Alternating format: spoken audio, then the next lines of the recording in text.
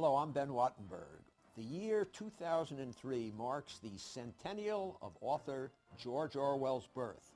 Called by some the most important writer of the 20th century, much of his legacy is in his language.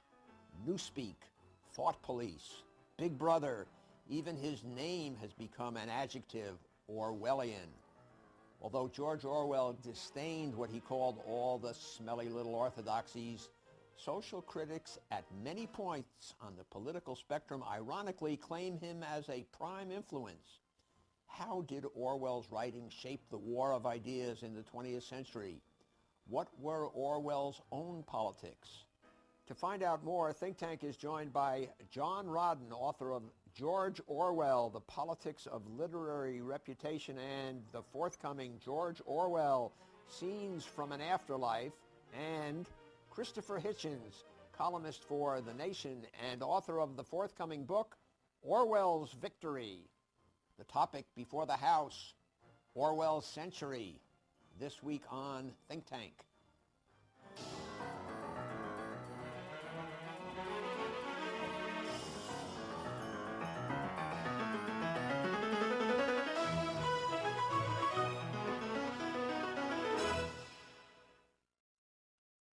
From the far ends of the British Empire to the heart of European conflict, from imperialism and fascism to socialism and communism, George Orwell's writing pierced intellectual hypocrisy wherever he found it. He was born Eric Arthur Blair in Bengal, India in 1903. After attending the elite English prep school Eton, he served for 5 years with the Indian Imperial Police in Burma. In 1936, Orwell joined the Spanish Civil War on the side of the socialist government forces. He was fighting the fascist insurgents led by Generalissimo Francisco Franco. Franco's army, supported by Hitler and Mussolini, redefined modern warfare with a campaign of brutal bombing. But during the course of the war, Orwell became disillusioned with and ultimately betrayed by the left-wing cause for which he fought. Orwell's two best-known books reflect his lifelong hatred for oppressive governments. Animal Farm, a modern beast fable attacking Stalinism, and 1984, his nightmare vision of the ultimate totalitarian bureaucracy. Orwell believed that any orthodoxy, when taken to its logical extreme, could yield to the terrifying world he portrayed in this famous warning: if you want a picture of the future, imagine a boot stamping on a human face forever. Gentlemen, John Rodden, Christopher Hitchens, thank you for joining us on Think Tank. Let me start out just to help our viewers. John and Christopher, why don't you just tell me briefly what you have written about Orwell? Title of the book, one or two sentences about it. I've written 3 books about Orwell, and the most recent deals with the politics of reputation. That is, the way in which Orwell has become a writer well worth stealing, as he once said of Dickens. Political grave robbing, moving his coffin to the left or right, stealing his mantle. That's very much what intellectual debates have been about recently. He's every intellectual's big brother. And you look up to a big brother, but either you look up to him with admiration or anxiety. And that's the situation that intellectuals face and have so since 1950 when he died. Okay, that was pretty good. Thank you. That's not bad at all. I'm not wishing to outdo Dr. Rodden. You I can have leave written now, 3 books, Christopher, but I have published already an edition of Orwell's Writing on Spain with an introduction by myself. But the book I've written for the coming centennial, it's called Orwell's Victory, maintains the following. Of the 20th century, the 3 great questions were empire, fascism, or fascism and Nazism, if you prefer, National Socialism, and Stalinism. And he was the only writer who got these 3 great questions of principle right. In other words, he genuinely believed that the white world didn't have the right, at any rate, to rule the non-white world. That would be enough for most lifetimes, because remember, he only lived till he was about 46, and he never had a steady job. He died very young, and I think, as you mentioned in some of your writings, that death at an early age sort of puts a boost phase on a writer's reputation, doesn't Yes, I believe he died at precisely the right historical moment to be claimed by both the left and the right, and indeed the center. He died in 1950, just before McCarthyism was on the scene. If he had lived even another 3 or 4 years, he would have had to take a position on that issue, and thereafter on controversial issues like the counterculture, Vietnam, and all the rest up to the present. And it would have been impossible for him to have maintained his high standing on both the left and the right, because it was a blank slate intellectuals could write on. Aha, well, I think now I can see the outline of a disagreement. Well, hold Not on. that we are necessarily looking for such a thing. No, we love disagreements here. Let me propose the following little outline for our discussion. Let's begin with a little bio of George Orwell.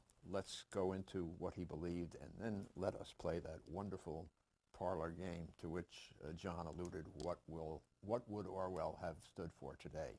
So, Christopher, why don't you start the bio? You interrupt John, and let's just talk. Give us bare bones. Though he's thought of as quintessentially English, he's born in India, in Bengal. His father was involved in the opium trade, British colonial trade to sell opium to the Chinese. Orwell didn't like the family business particularly, later rebelled against it, was sent to a conventional education, didn't go to university, worth noticing. Instead joined the Burma police, chucked it up, probably because of his revulsion for colonial police time. John, why don't you fill us in on the Spanish Civil War thing? There are a few of our viewers, even me, who weren't really around then, and I was just rereading some of Orwell, and you come across this word anarchist, and I think the meaning of it has changed so completely. So give us a little fill on the size of the Spanish Civil War. H.G. Wells called George Orwell that Trotskyist with big feet. He was size 13. Orwell decided that despite his affiliations with some friends on the left who were Trotskyists, that he would join a militia in Spain that was independent left, unaffiliated, even though it had many Trotskyist members. Well, but the government at that time was a leftist government, is that right? Mm-hmm. And Heavily dependent on the Soviet Union. and they were called the Loyalists. Mm-hmm. And the anarchists were a subset of that? Yes, there were anarchists in the Spanish government, in the Loyalist government. The main brigade was the International Brigade, which was Stalinist. And Orwell actually had a recommendation from the chairman of the British Communist Party to go to Spain and affiliate with that brigade, but instead he decided he would join the independent leftists. When he was at the front, he got a bullet through his windpipe, almost died, spent several weeks in hospital. For 2 years, his voice was very weak. It only came back gradually, and yet he wrote from his deathbed in Spain, or excuse me, his hospital bed, "At last I have seen socialism." And that is what motivated him to go back and promote socialism in Britain. He was a far stronger socialist. Spain than did he teach ever him been something before. about human brotherhood, solidarity, the socialist ideal. He didn't become a cynic, and he never became an anti-communist of the sort that some people have since, but he became an anti-Stalinist in a more virulent form than many conservatives ever did. He really hated it because it had knifed his friends in the back. It had arrested them when they were in hospital or on the run from fascism. It had jailed them. It had tried to put them up for show trials in Spain. This gets into one of the arguments about what Orwell meant when he said he's a democratic socialist and when he aligned himself with the anarchists. I just read some excerpts from Homage to Catalonia, and the people he admires are sort of these romantic proletarians with red and black scarves, red and green scarves around, and they're really highly patriotic, and they call each other comrade, and there's no class structure. That never comes to pass anywhere. I mean, you know, maybe in the first flickerings of a class revolution. Actually, I think you may be mistaken there, because what Orwell liked also was the society of England during the anti-Nazi war. The feeling that during the Blitz no one should be better off than anyone else, that equality should be a principle, that sacrifice should be shared. I think his view of a socialist England, though